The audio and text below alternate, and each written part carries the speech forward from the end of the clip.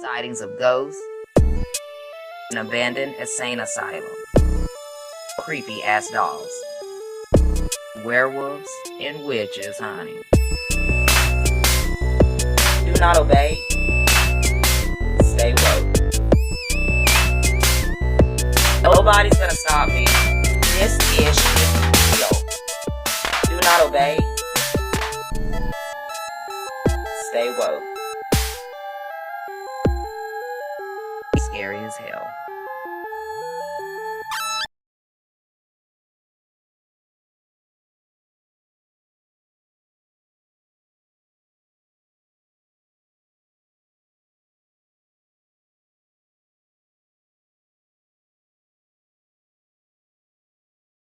I live in the Smoky Mountains, near the Appalachian border, okay? In Kodak, Tennessee. It's 11 p.m. Eastern Standard Time. I need you to know what I just saw in the woods, okay? Me and our daughter are sitting in our hot tub on our property, and I hear some leaves. I stand up on the ledge of the hot tub to look over our privacy fence to shine the light. I have my shot pew in my left hand and my spotlight in my right hand, and I'm looking. Boom. See it. I say, Kaylin, get down right now. She gets off. She's standing in the hot tub. We're looking at this at the same time. I see this. Just one glowing green eye, okay? Everything around it is completely distorted. You can't see the two privacy lights that are a long ways on the other property behind it. You can't see the red tower in the background. You can't see anything, okay? Everything around it is completely distorted. So I'm shining the light on it constantly, thinking that eventually it'll move. I'll be able to tell what it is, okay? And it does like this. It's this moment that I realize that whatever is watching us is intelligent and is watching us, okay? So we keep looking, trying to figure out what's going on. I watched this thing, we both did, go, crash down like this, okay? So now I can see like this instead of like this. From 4 legs and stand up and step around the tree from 4 legs to 2 legs, okay? And then he starts like this, like stepping, like weird gait, okay? It's not moving quickly. It's still just me and it, and that's it, all right? Me and my daughter and this thing. Complete silence. Complete silence. There should be noise from it walking on the leaves, moving through the woods, nothing. Something earlier chased my husband and my son Alexander when they were taking one of the chickens back outside. Okay, so after it was moving really fast. Yeah, really faster than deer. Towards us. Yeah, from the same fucking place. The same place. So right. I shot. Lights to the right. I shot a couple of times. Right, fired off around. I shot. I think I may have even hit it. Right there, left. I just saw eyes right there. Yeah, we've been seeing eyes. Okay, my phone died. It literally went from 60 to 1 and then it died, okay? So, we're sitting here, we realize what's going on. I say, it's the chairs being dragged across the concrete, okay? Then all of a sudden we hear tapping. The door is on the other side of this, right through those doors right there. The tapping was through there. That's where the hot tub is, on that side. And right along that side of the property line right there is where it was last night, okay? Then, right after 4 taps on that glass, something tried to put in a code on my front door. And it was wrong. And it went, da-na-na-na. And then it left. And it was complete silence. This thing waited until the protectors of our home were gone to intimidate us. And not 1, but 2 this time. This is alien, amphibian, alien, but also like they're trying to morph into more of a human attribute, like more of a human assimilation, like they're trying to assimilate into human life, into humanity. So right now what I'm doing is sort of going halfway in, because I may need to completely bring myself onto the property, and I would want the owners of this video and of the property to approve that. So we're just going to do sort of a shallow dive. And I say that because once I do a deep dive, some of these facts may change. They may not, but they may. We are seeing, for those that follow me, this for sure is the second time, if not the third time, of a reference to these beings that are also amphibian-like. Amphibian, but also, like the word grandiose comes to me. Not sure why. Grand meaning large, but they're still immature beings. And what I mean by immature is that they are not fully enlightened, obviously. They are behaving sort of like thugs, obviously. They are a group from NAR 4-something. NAR for sure. I don't know if, I'm assuming maybe that's the name of the planet they come from, or maybe the name of the group itself. I'm also feeling a hierarchy in their group, almost to the point of this hierarchy is like, hey, we don't take responsibility for this childish behavior. So what that tells us is childish means manageable, which is good, because I'm not gonna lie, I called in some support before I jumped into this. But they're very naive. They aren't real organized. They're not real clear and bright about how to go about this. So they're doing only what they know, because they are refusing to acclimate. So they're behaving from a place, from what they know, which is very animalistic. They're not communicating. They're not assimilating. They are refusing to adjust to us, and instead just sort of bulldozing in. Unfortunately, because of this behavior, they will be hurt. And although I don't support or condone violence, I don't see an alternative for this family if this group continues to bulldoze their way onto their property. It's the legend of Sadie Baker, the alleged witch of Manchester, Tennessee. Now, this story right here is full of pride, greed, and cruelty, so viewer discretion is absolutely advised. Forgot to add on jealousy, manipulation. Yeah, you get the gist.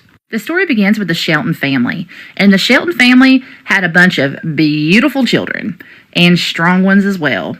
The girls were absolutely stunning, and the boys were absolutely strong, or at least that's how the story goes. And the most beautiful one of them all, with the biggest heart, was Olivia Shelton. Now, Olivia, in her own right, was said to be absolutely gorgeous. She had long, beautiful, dark hair, and she had the most beautiful sapphire eyes you ever seen in your life. And like I said, she was also known to have a good heart. So one day, Olivia had went to the store to get some stuff for her mama. And on her way back, she was walking down a dirt road when she ran into this really sad-looking lady. She was so dirty. She got next to her because she got curious and was going to see if the lady needed help. And so she tapped her on the shoulder. And when she did, she got this whiff, this whole whiff. And that whiff could tell her that this girl right here ain't had a bath in a long time. Even when she touched her, dust just fell off of her. Olivia started feeling bad for her, and she said, "Hey, are you okay?" Well, the lady didn't speak. She just looked at her. And she said, "Hey, are you hungry? Do you have a place to stay? Would you like to come back to my house and get you something to eat?" And the girl just nodded, never spoke a word. So Olivia took the young begging lady back to her house. When Olivia arrived at the door with the beggar at her house, her mama greeted him and was like, "Oh, heck, Olivia, what have you done now?" Looked her up and down and was like, she didn't know what to do. She was in shock. But she looked at Olivia and she knew what Olivia wanted. So Olivia's mama, Miss Shelton, said, "Come on and let's get you fixed up." So they let her take a bath, and they tried to help her clean her hair because it was matted and you could tell it was tangled, had dirt clumps in it, grass. It was pretty rank. So they helped scrub her down, and the more they scrubbed her hair and washed it, they realized that dark colored hair that she had washed out to the most beautiful golden blonde they'd ever seen in their lives. And the more they brushed it, they realized it was beautiful with ringlets. Her skin that was so dirty was the most beautiful ivory they had ever seen. And her eyes were green, greener than the grass and the trees. When she got finished doing that, they looked and noticed that she wasn't as big as they thought either. She was teeny tiny and petite. And she was the same size of Olivia. So they let her dress in Olivia's clothes. Well, Miss Shelton knew right then that their daughter, Olivia, that was known to be the most beautiful lady around, had just been beat. Because this lady right here that they just cleaned up was top-notch beautiful and put her daughter into a little bit of shame. And this absolutely worried Mama Shelton because she was trying to get her daughters married off, and especially Olivia. They kind of used women back then as ways to gain more money for their families. They'd marry them off to richer families so in order they would have support in the future. Can't help history. That's just what happened. Well, all the menfolk got home later that evening, and they all sat around the dinner table. And they were in awe of this beautiful girl that's sitting there with them. They could barely even eat for looking at her. Although Daddy Shelton got old Mama Shelton off to the side and said, "You know, this girl doesn't give me a good feeling. Yes, she's absolutely gorgeous, but she's going to cause our family a lot of problems. We need to figure something out." Well, Mama Shelton decided that it was best that they kept her at the house because if anybody else got a hold of this beautiful lady, then they could use her to help their families out. So Mama Shelton told the young lady, "Hey, you stay put in the house, stay in here, but if somebody comes over, act like you're not here. Don't let them see you. Because if you leave this house, it is dangerous out there. You know, you went out there and saw for yourself, and look how you showed up at my door." And Mama Shelton knew that if word got out about this beautiful woman at their house, then her daughters had no chance of getting married. So she told everybody, "Hey, you never saw her." Well, Olivia started feeling really bad after a couple of days that she had got this lady in this position to be hidden in the house without any way to escape. So she convinced the girl to come out with her, say, "Hey, let's go to the store," because she didn't think that this beautiful blonde-haired, green-eyed lady was any comparison to her. So she took her to the store. When they got to the store, people were just falling all over her, and word started traveling everywhere. Soon enough, all these men were showing up at the house, trying to get a sight of her and trying to ask for her hand in marriage. Well, eventually, Olivia's crush, the one that she wanted to marry, showed up asking for the blonde's hand in marriage. Olivia had it. That was it. Done with it. It was over. She said, "Mama, do what you gotta do because this heifer can't live in here. Being this beautiful, taking my man. That's who I wanted, so do what you gotta do." So, being what Mama Shelton was, she went down to the preacher, because God knows the preacher back then was in control of the whole thing. And Mama Shelton told the preacher, well, she has to be a witch. You know why she's a witch? Because she stuns every man and puts a spell on them every time they come over. And everybody's coming over here to ask her to marry him. And I ain't having that. She don't even say a word, preacher. You know why? Because when she opens her mouth, evil just goes everywhere. It runs rampant. So she keeps her mouth shut to keep the evil in. Well, that right there got the preacher. He's like, you know what? We're going to do something about it. So they made this huge plan, and it was absolutely horrible. Well, two groups of people got together, organized by the preacher, Miss Shelton herself. And one group went to the cemetery and started gathering rocks and digging a grave, while the other ones went to the house. And they went upstairs to the Shelton's house, and they grabbed that blonde-haired beauty and snatched her out of bed where she was sleeping and drug her to the graveyard. But you know what? She still never said a word. And that's when the pure hatred started coming out. Because then the men folk started kicking her and the women started hitting her and spitting on her, saying, you know what? Why don't you speak, devil? Why don't you speak? Tell us who you are. But the lady never said a word. She just took it. The girl that I used to work with told me this creepy story about how she became casual acquaintances with this entity or spirit or ghost. She had just started working with me. I work at a bar in Nashville, and she was my bar manager. And I was getting to know her. She asked me what I'm into, and I was like, I do spooky scary story time, and I read people's stories that they're too afraid to share. She's like, I've got one for you. I literally never tell anyone this story because I think people are going to think I'm crazy. And I'm like, this is right in my wheelhouse. Please tell me. So she's been a bar manager for years in Nashville, and she was working at BB King's, which is not there anymore. It's permanently closed. It was a great bar. It was on 2nd Avenue. 2nd Avenue and Printers Alley in Nashville are notoriously haunted, okay? I've had my own experiences working in Printers Alley. So as soon as she tells me where it was, I was like, I believe you immediately. She said part of her job was going down into the basement, into the cellar of BB King's and doing inventory counts. She described this cellar as being unfinished, cinder block wall, and parts of the basement were walled off. Okay, this is because there is actually a system of tunnels underneath Nashville that I believe were used in the Prohibition era to either run liquor. I've also read that they were used partially from when the hospital was downtown to transport bodies to and from the morgue that was located downtown. I believe the tunnel system is mostly closed off and walled off, but I have been down there.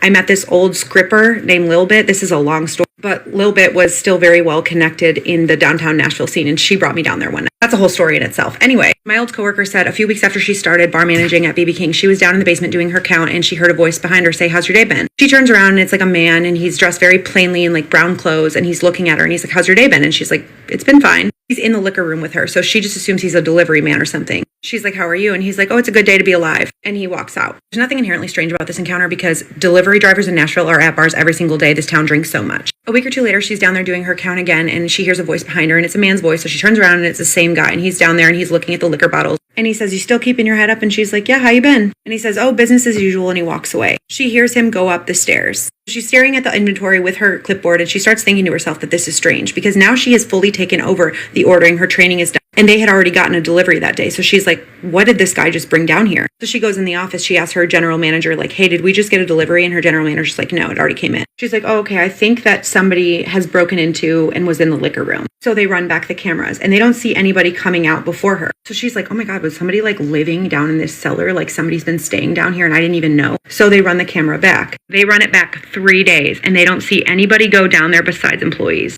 After that experience, she did not have any more encounters with this strange man in the liquor room, but she said that she started to believe that it was an entity or a spirit that had just been lingering down there. She said she started hating going down in the liquor room by herself or in the cellar because she just had this constant feeling of being watched, which I have felt before down there. It is just a different vibe. If you've worked in these bars late at night, you know that things get strange. She said she hated closing by herself because the lights in the building would act funny. Electronics like the TVs and the sound system would turn on and off by themselves. And it could just be old wiring, but I'm just saying I've been down there. I know that feeling. I believe her. So I own a pest control company in Northeast Tennessee, and I was servicing a church up here in Northeast Tennessee, and this church was built probably in the late 1800s, and so all original as far as the construction. And so I had serviced the place for years actually, and never saw anything or felt anything. But one day I went to the service, and I went down to the basement. Was going down the basement, and I walked down the steps to go to the basement, and at the bottom of the stairs, straight across from the stairwell, was an old coal room that they used to put coal in the furnace of the church. And then to the right of that was the old archives where they kept all the old archived information for the church, anyway, all the historical stuff. And so the lights were off downstairs. I was coming down the steps to go to the basement to do the service. I got midway down the steps, and out of the coal room or the archive room came walking an apparition. Was about 6 feet tall. It was like covered in surrounded in a mist, but inside the mist you could see movement, like it was wearing like a robe, and you could see the flow of the robe as it walked toward the steps. And it scared me so bad that it took my breath and I had to grab a hold of the railing to keep from, like, I guess, passing out, because it was so crazy. But it walked very slowly toward the steps, like it was going to come up the steps, and then it turned to the right and walked down the hallway. And there's a hallway that runs the length of the church back and forth. And so I realized I had to go down there after standing there for a minute, like in shock.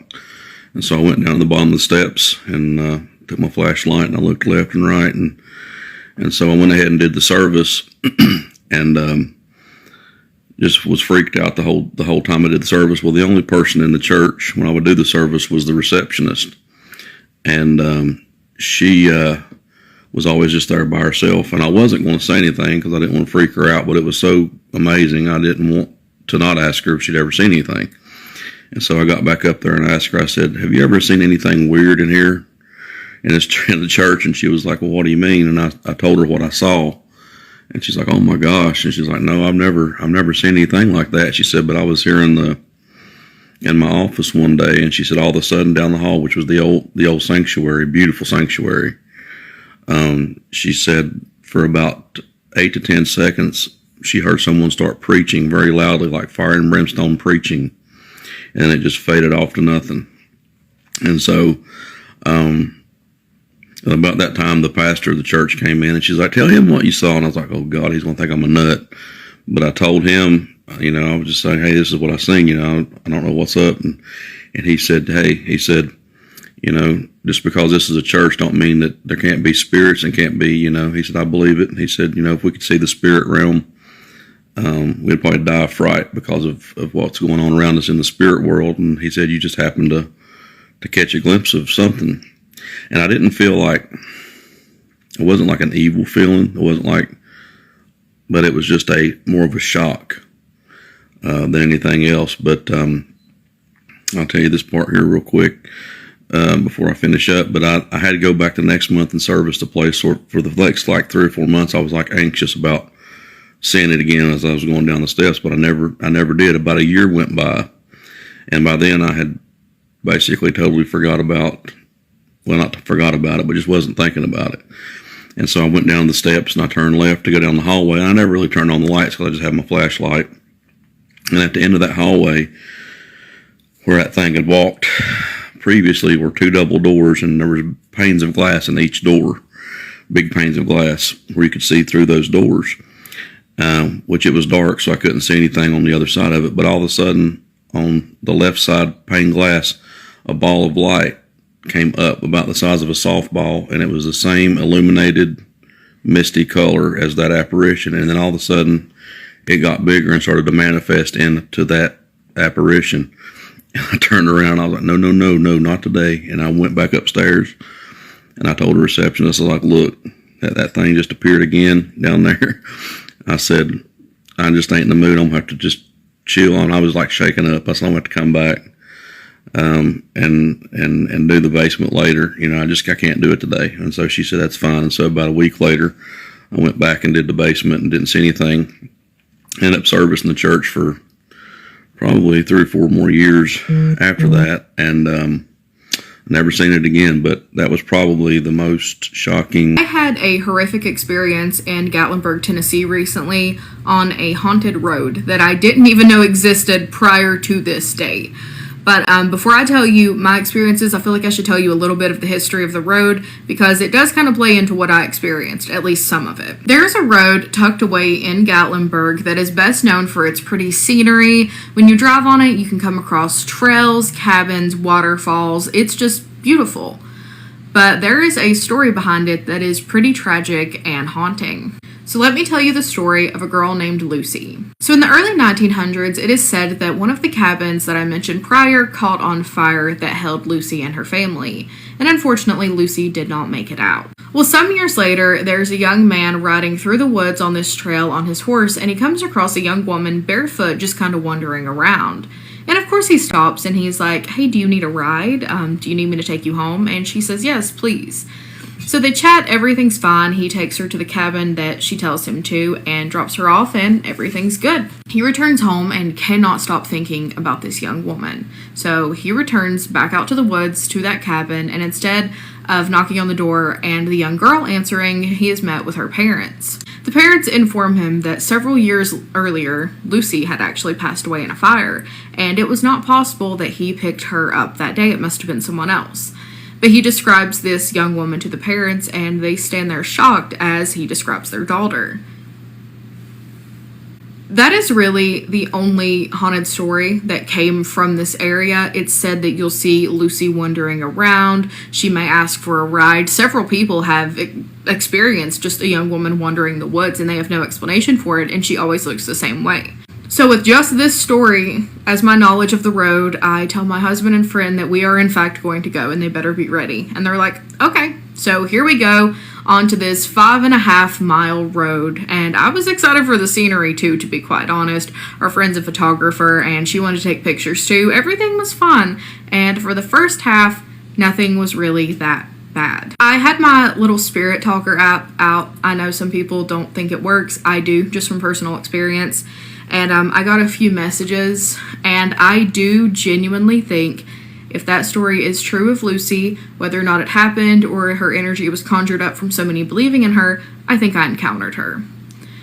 There was one instance before we got to the second half of this road that I had my arm out the window. I think I was filming, and it got cold.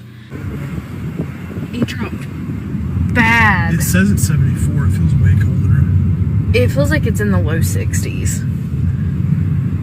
That's wild. I did tell Lucy to come say hello. Maybe that's what she did.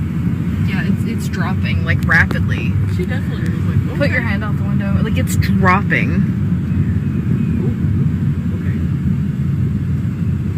Y'all, when we were in Gatlinburg, it was 95 degrees. It was registering 73 on the car, which makes sense because we were in the woods. But it was frigid on my hand. I couldn't feel my hand. It had froze. No one else experienced that. They experienced the temperature drop, but it was just my hand that felt like that. And I truly think she was holding my hand. I do. I didn't feel anything negative from her whatsoever. It felt very, warm, which is funny because it was so cold.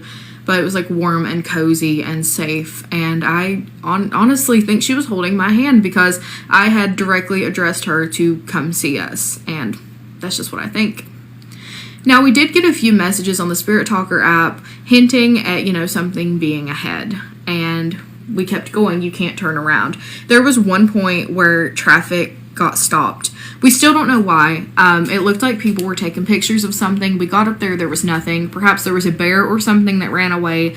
But we get up there and there was nothing. And there was little messages on the Spirit Talker app that was saying, like, this is funny and things like that. Because I was kind of starting to panic because we couldn't turn around and we were just stuck in the woods. And that's not somewhere I ever want to be stuck, to be honest. Everyone in the car saw the same thing inside of a cabin. And it was one of the scariest things that I've experienced in my life. Apparently. I see something standing in there. Oh, lovely. Do you see it? Where? Left side. Left open door? Yes. No, the tree's blocking. There's something standing in the dark. I see the whole outline. It's a little boy. There's a little boy. Do you see him? He's right there. Do you see him? I think so. The whole outline of him. Do you see him? Oh. Comedy. No, okay. You didn't need to say that. No, I see something much taller. I see a little boy. It's something. There's There went an orb. Ooh. It's something pretending to be a little boy. Yeah.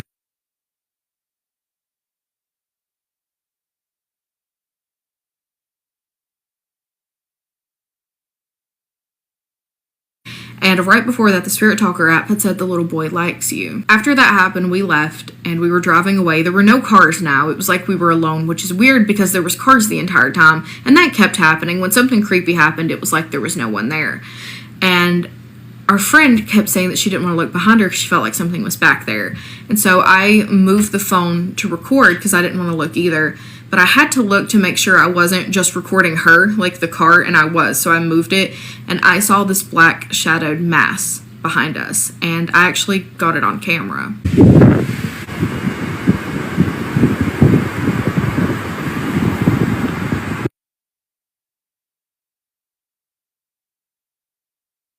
We saw things that could have been fey traps, shadows, and all kinds of things. The second half of that trail had some of the worst energy that I have ever experienced in my life. And it's terrifying because it is a one-way road and you can't get out. And you're at the mercy of people that are in front of you if they are, or otherwise you can't speed because there's wildlife. Like, it is truly horrific. And if you are claustrophobic or have like a fear of not being able to get out of places, I wouldn't do it ever. But with that being said, if you do want to experience something creepy, I recommend going there when the sun's going down like we did, because, I mean, we had experiences. The fact that everyone in the car saw the exact same thing is really, like, reassuring to me, because usually it's just me that sees things, but not only them seeing it, but catching it on camera was insane. I think something followed me from there, so we're gonna have to deal with the repercussions of that. And this is just a reminder to make sure your protections are rock solid before you go places, because things can lapse. Got a haunted new build, y'all. This house is in Portland, Tennessee. Where is that? Well, it's very, very north up above Nashville, almost to Kentucky. This house was submitted by Elena. She lived here for about a year, and ghosts ran them out of this house. They had to stay at a hotel while they sold the house. When I initially looked at this house, I was having trouble picking up vibes from it. And so I decided to look at another real estate listing to see if there were any alternate photos. And it turns out we have a whole set of 30 other photos that was taken of this house, and they're much more spooky. Oh yeah, that's a ghost house. Yeah, definitely feel a vibe off that one. Usually professional photos don't make a big difference for me. In this case, hiring a professional photographer seems to have hidden the ghost better. Do I think the ghost was cleared between these two series of photos? No. I actually think the scary set of photos is being taken by someone who is being haunted by the ghost. So maybe one of the family. Also have a feeling this photographer is a male photographer. And if this photographer is not one of the family, may just be a female photographer. This is a human ghost. He is Civil War era. He's given me the weird misshapen hat. Why did they do that? They're like, okay, it's going to be shorter in the front and then longer in the back. That'll look great.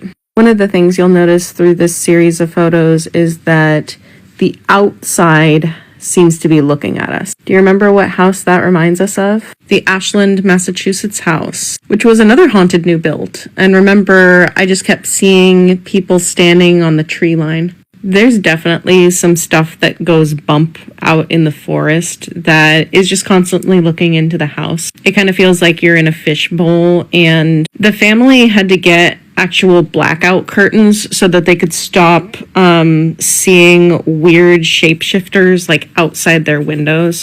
That sounds like a nightmare, just to constantly be looking out and seeing something walking towards your house. Elena is actually a psychic medium and told me quite matter-of-factly, yeah, those were skinwalkers. And yeah, I agree with you. I'm about to show you a scary photo. Be prepared. The skinwalker is a Native American type of demon. They have antlers and they are very, very tall. They are also kind of shapeshiftery, so they can do all kinds of different body styles. I think sometimes they can look like a wolf, like they can look like different animals. And then there are also photos, probably staged, that you can find on the internet that are very scary looking of skinwalkers. I'm going to show you one of them right now. This is the one that I always think of. It's like, oh, it's like a bony human spider. Skinwalkers haven't ever made an appearance on the house show here. They usually don't bother you if you're in a house. They're from the forest. And like if people come along and build a house in the forest, they'll mess with them, yeah. But I think this is a little bit of a special case of skinwalkers coming out of the forest to help haunt a family. I'm going to come back to this photo in a second. The man who built this house actually lives in this house. You see the blue house there? And I think he knew not to build it here. But first, I just want to show you a little bit more of the living space. One of the things I noticed about the scary series of photos is there's just so many pictures of this area for no reason. There's just like an overkill of shooting in here. And a lot of the photos feel kind of sideways. Like, did you mean to get a diagonal shot? Yeah, just photo after photo. I almost get the sense the person who took these photos was disoriented. Like, they were like, did I shoot over there? And they just kept taking pictures. The hard way, why you don't go wandering around the Smoky Mountains if you don't know where you're going. In the early 2000s, this Ohio couple just graduated high school, and they were going to spend the summer in Charleston, South Carolina with the guy's brother. They really wasn't on any kind of time schedule making their way from Ohio to Charleston, so along the way they would often stop at hiking trails and famous landmarks and just enjoy each other's company while taking in all the beautiful scenery. When they reached Tennessee, they took the drive through the Smoky Mountains, and this particular day it was starting to get dark, and they decided they would just pull over and find somewhere and sleep for the night. Pretty much through this whole trip, they had stopped. They loved to hike and just the outdoors in general, so they took advantage of that whenever they came to a well-marked hiking spot, a place they could camp. But since it was getting dark and they didn't really know the area that well, they didn't want to pay for a hotel. They just drove along the back roads in the Smoky Mountains until they found an old, grown-up logging road. They both made the decision when they seen this road that it looks kind of overgrown. There shouldn't really be any people around, so they just decided they would pull their truck up on this logging road. They went roughly a mile or so, and by the time they reached their destination, a clearing, they decided they would just sleep in the truck for the night. So y'all want another spooky story time from East Tennessee? So a lot of these real rednecky men out here, of course, they don't believe in spiritual anything, and they'll say, like, I don't believe in that paranormal shit. But let me tell you, every single last one of these men that don't believe in anything, they always have some kind of a creepy story of what they saw out in the woods. So this story comes from my cousin's boyfriend, whom is an avid bear and deer hunter, and the story takes place of summer 2015 in Chuckey, Tennessee, somewhere roundabouts off Jockey Road. So this man was out in the woods with two of his buddies, roughly at 3 o'clock in the morning. They sat out there for maybe 30-45 minutes or so, and then all of a sudden some strange light started to show through the trees and then move towards them. About every 5 minutes ago, it got closer and closer to them. He said these were not flashlights, these were not other hunters, this was not the game warden or anything, this is a place where nobody lives, mind you, and he said these seemed to be coming from the sky, like very large, very, very far away from them. He explained it kind of like a headlamp, like shining down on them. He claimed that all around them there was a series of flashes of lights, but he could not tell in the sky where they were coming from. It didn't appear to be coming from anything, not like a plane, not a hovercraft, just nothing, just random, strange lights shooting at them out of the sky, shining down on them. Him and his friends started to get freaked out, so they started to pack up and leave, but before they could, the very last one that they saw, he claims that this was a huge, he said like 12 foot by 12 foot circle-shaped light that came from nothing in the sky. He couldn't tell where it was coming from, but it shined in front of them, so it's as if how he was standing, he was like outside of the circle, and he claimed it wasn't like a normal light. He said it was almost like bright, as if it was like how lightning will light up the whole entire everything and make it look like it's daytime. He said within the circle it looked just like daytime, but him and his friends were standing on the outside of the circle still in the dark. It was like a clean, hard line. All three of them claimed that the light shone for about 30 seconds or so they had enough time to see it pretty good, tried to get their phones out. Nobody was at the ready, but they fumbled for a minute, but all three of them still tell this same story, and they claim that they looked up to see where it was coming from, and there was just nothing obvious that it was shooting from. No technology, nothing. Just air, darkness and air.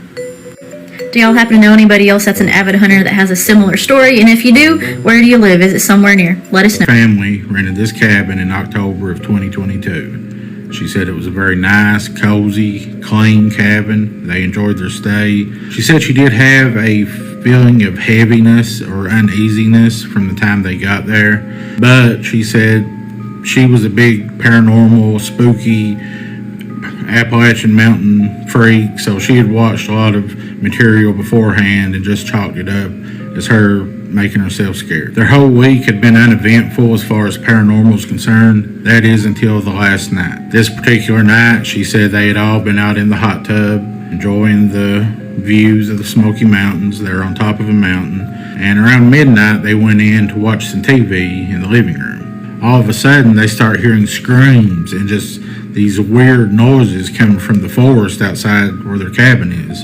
So they grab their flashlights and run out thinking perhaps someone's in trouble. They go out on this huge wraparound deck. As you can see, it wraps around the whole cabin. They're shining their lights into the forest.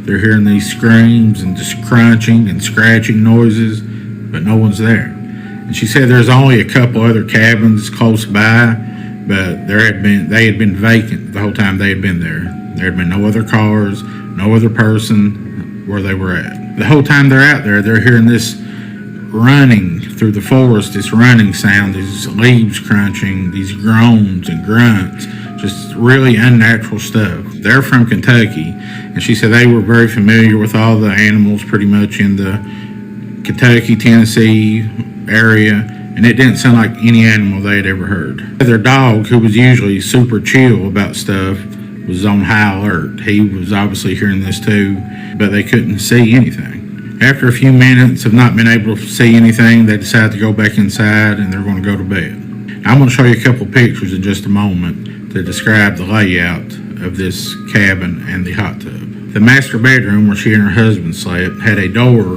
that led to the outside. Just outside the door was the hot tub, and she said she was very tiny and she could barely fit in this space. About an hour has gone by. Everyone in the house is fast asleep except for this lady. She's laying in bed wide awake when she hears knocking. But it's not at the front door. It's on the door that leads out to where the hot tub is on their master bedroom. She is immediately overcome by fear. She said she was frozen because of a couple of reasons. It's 1 a.m. for one thing. No one should be knocking at their door at 1 a.m. because there are no neighbors. And two, had someone knocked on the door, they should have knocked on the front door, not this bedroom door.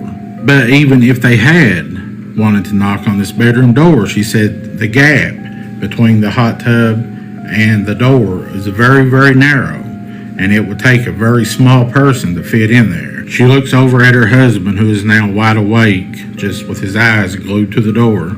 She said, "I know you heard that too." And he said, yeah. Her husband told her to be extremely quiet, but at this point she's in full panic mode, and she immediately goes to get their weapons that they brought with them. She got up to go look out a window where she hoped she could see around to where this door was by the hot tub, but her views were obstructed. But it's about that time, she said, the knocking started again, and also on the roof they began to hear walking.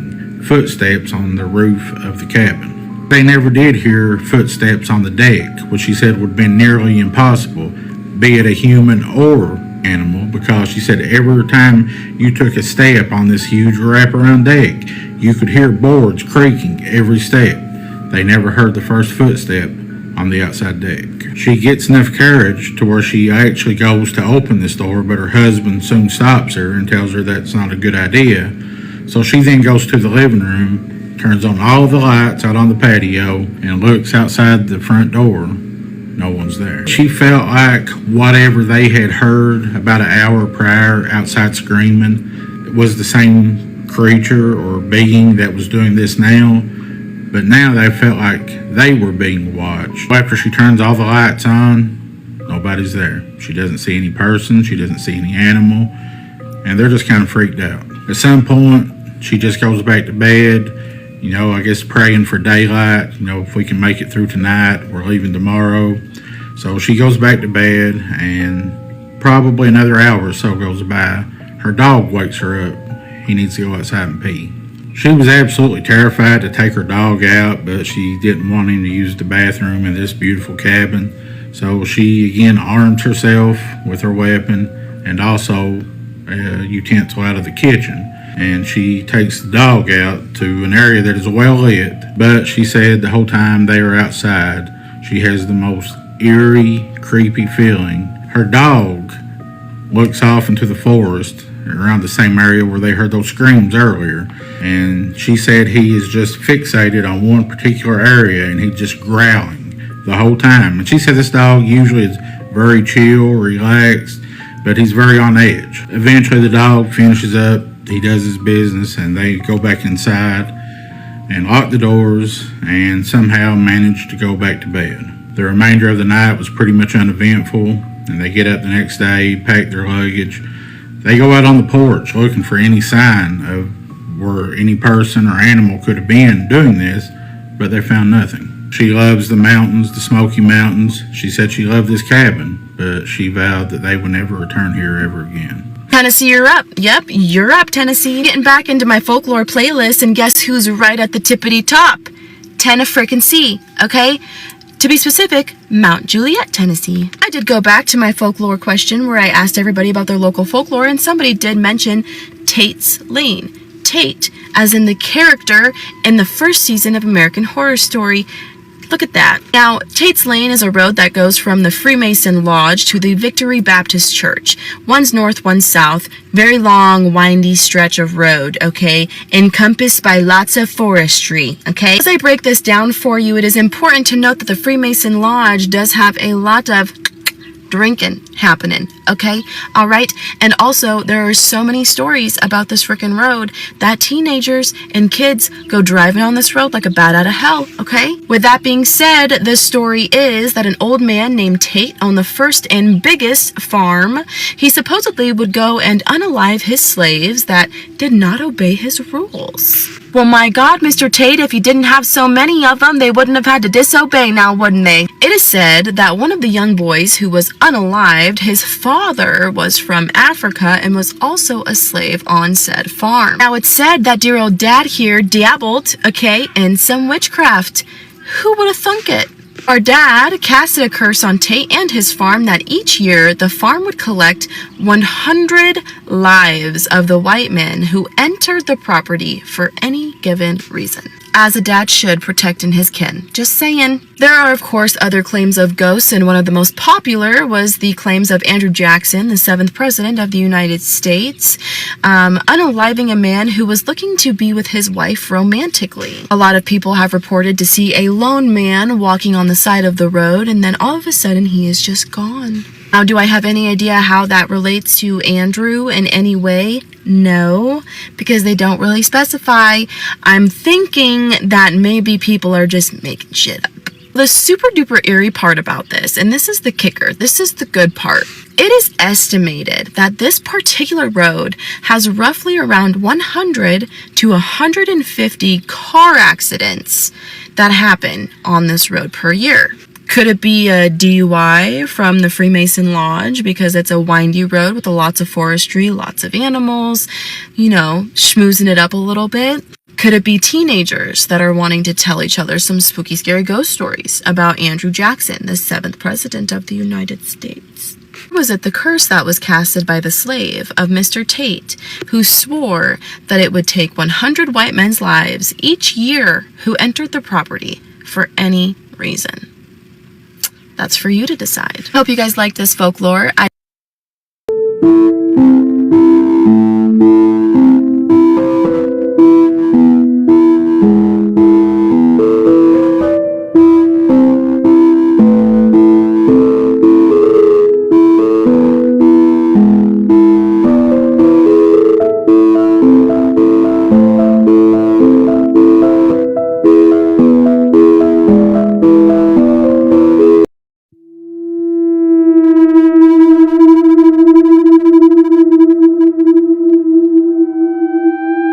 There is an otherworldly entity living in Tennessee. In a quiet town west of Nashville, there is a welcoming and peaceful community, but it harbors this dark and grisly secret. Meet the White Bluff Screamer. In the 1920s, a husband and his wife and their 7 children had just built a new home in a hollow outside of White Bluff. It wasn't long until the family realized that there was something off with their new property. Strange happenings would occur, but then their worst fears ignited in the middle of the night when they were terrorized by the unearthly screams of something outside the house. For weeks, this wailing would start up at dusk, terrorizing the family, until one night, the husband had enough. He burst out of the house with his rifle and started to look for this thing. As he rounded the property, the screams grew louder, clearer, more shrill. He realized then that this wasn't the sound of the creature he was after, but the sound of his family. He rushed back to his home to find his worst nightmare. Something had torn his entire family to bits. The farmer dropped to his knees in grief, only to be haunted again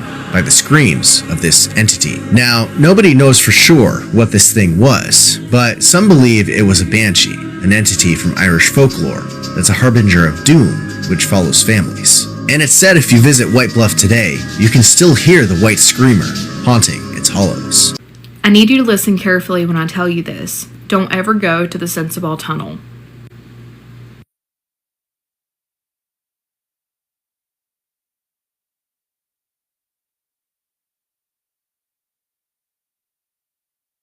I know we've done some dumb stuff, but this was different. This wasn't just a spooky story that our minds were playing tricks on us. Something was there that night. It was me, Justin, Hayden, and Jesse. We were just looking for a thrill, something to make our hearts race. Typical late-night dumbassery.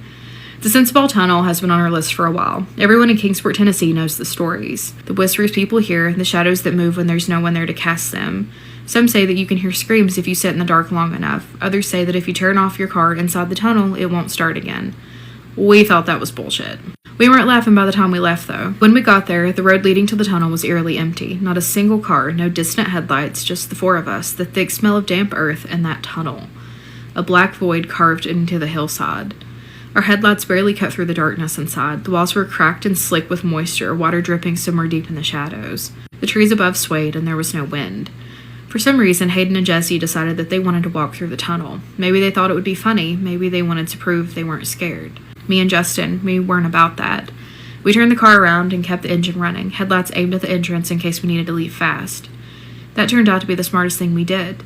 Hayden and Jesse walked in, their phone lights cutting weak beams through the thick darkness. At first, everything was normal, the crunch of gravel under their shoes, their muffled voices echoing against the tunnel walls. They were halfway through when they stopped talking. Then everything goes silent. Not just quiet, silent, like the whole world had been muted. No crickets, no breeze, nothing. Even the usual distant hum of the town was gone. Then they heard it. The whispers. It seemed to move, shifting from one side of the tunnel to the other. Hayden's voice came through the walkie-talkie app we were using. "Did you say something?" Justin and I looked at each other. We hadn't. Another whisper, this time closer. Jesse cursed under his breath. "Dude, someone's in here." Then came the footsteps. Soft at first, like someone taking cautious steps through the darkness. But they weren't coming from Hayden or Jesse. They were coming from deeper inside the tunnel. Then they moved. 1 second, they were behind them. The next, they were ahead, circling. Jesse screamed. I reached over and slammed my hand on the horn, trying to break whatever the hell was happening. Hayden and Jesse came sprinting out of that tunnel, eyes wide, faces pale. They dove into the car, gasping. "Go!" they shouted. We should have, but we didn't. We were all shaking, trying to make sense of what just happened. That's when Justin said, "Let's listen for a second." I don't know why we thought that was a good idea. We parked just outside of that tunnel, windows rolled down, the air was thick, almost suffocating. Trees loomed above us, their branches twisting into black veins against the sky. And then we heard it. Running. Something sprinting up to the car. It was fast. Too fast. The footsteps pounded against the pavement, coming straight from my open window. My breath caught in my throat, and for a split second, I thought I saw something move in the darkness. A shape, too tall, too thin, its limbs jerking unnaturally as it charged. Then, just as it reached us, it stopped. I couldn't breathe. Then the footsteps ran back into the tunnel. We didn't wait to see what it was. Justin floored it, tires kicking up gravel as we tore away from that place. None of us spoke the entire way home. Because deep down, we all knew something had been out there. We tried to rationalize it later. Maybe it was an animal. Maybe the acoustics in the tunnel made our own footsteps sound strange. But Morgan, what kind of animal whispers? What kind of trick of sound makes footsteps circle you, make something run toward you and then vanish? I don't know what we encountered that night, but I do know this. I'm never going back to the Sensible Tunnel. And if you ever think about it, don't go alone. Okay, but hear me out, Dustin. What if you went with me? Well, what if we both went? I know I've had a scary experience every time I went. I know that's not my best pitching point to you, but what if we went? Warn you guys, don't watch this if you're laying in bed. This Knoxville home inspector got the scare of his life while inspecting a home in Madisonville. The day started off like every other day. It was a beautiful, bright, sunny day. He arrived at this new home to inspect it, and he was waiting on the people who were purchasing the home to show up. He enters the house just to give it a good once-over before they get there, and he said that it's very bright outside, but it's kind of dark inside, so he just opens up all the blinds. As he's just walking around the house, he's walking back toward the front when he looks through the windows where he'd opened the blinds, and he observed something black that was pretty big just run across the front yard. He walked to the window to look outside, expecting to see a black bear or some kind of animal. There was nothing there. He really didn't think a whole lot about it. You know, maybe it was a bear or a dog, whatever. So he just goes on upstairs. It's a spiral staircase. He walks around, checks out the bedrooms, the bathrooms, makes sure everything's in order. When he hears something downstairs in the living room area, his first thoughts are the people who are buying this home are finally here. So he said he decided to walk down to greet them. But that's when everything went south quick.